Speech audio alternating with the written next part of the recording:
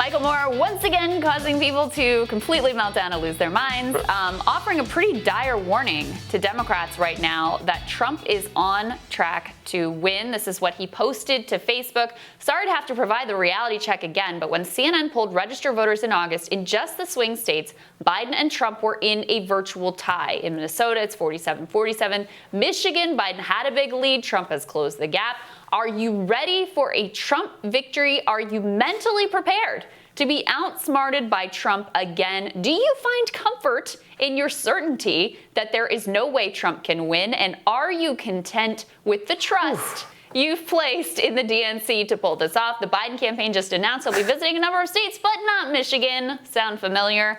I am warning you almost 10 weeks in advance, the enthusiasm level for the 60 million in Trump's base is off the charts. For Joe, not so much.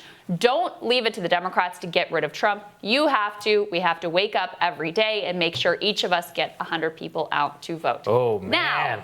Now, throwing down the gauntlet there, sounding the alarm. And look, he was right last time. He's 100% right. He was one of the only nationally recognized pundits, or whatever you want to call this group of people who assess one of the only politics allowed on MSNBC to try and tell the truth. He was actually right. Yeah. I mean, he was one of the very few last time around who were actually correct about this. And especially, I mean, was there anyone else on the left that got it right last time around?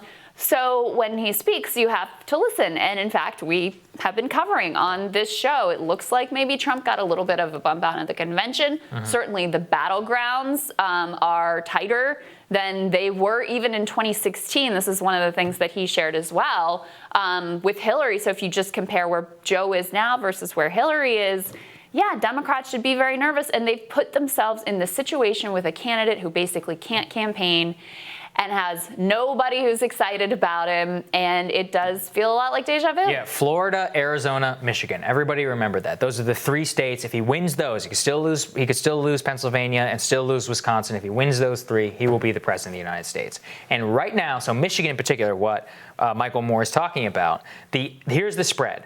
Biden plus 2.6. Now, on the day of the 2016 election, the Real Clear Politics polling average, 2.6 was polling average right now, was 3.6 in Michigan. So that goes to show you. And many of the polls on that day were Clinton plus 5, Clinton plus 5, Clinton plus 6, Clinton plus 4. Only one was Trump plus 2. That's of the last 5 polls that were taken in the month of November, right before Election Day.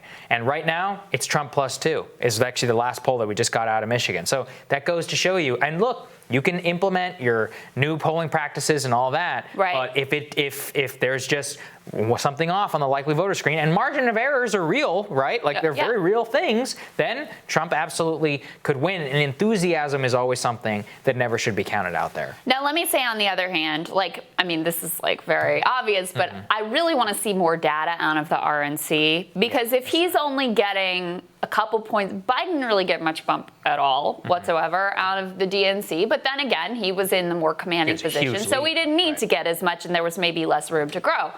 Trump appears to have maybe gotten a couple points, although the data so far is contradictory. So I want to see more data coming out of the RNC and more data post the chaos that's been in the streets in Kenosha and in Portland now as well, and what we're seeing unfold there and how that is impacting voters in their view of this election, who they believe would be best positioned to handle those crises.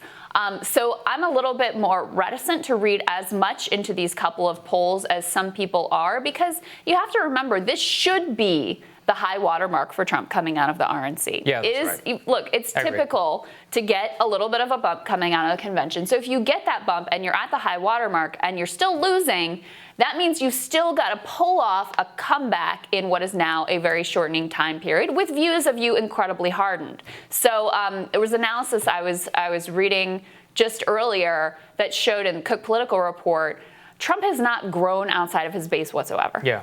And that is okay if you can suppress the vote, if you can keep, people who don't really like either candidate, if you can keep them voting for third parties. But actually, Biden's been able to consolidate a lot of those people. It's those people that don't, we've been talking about them from the beginning. The people who don't like either candidate have still been going to Biden.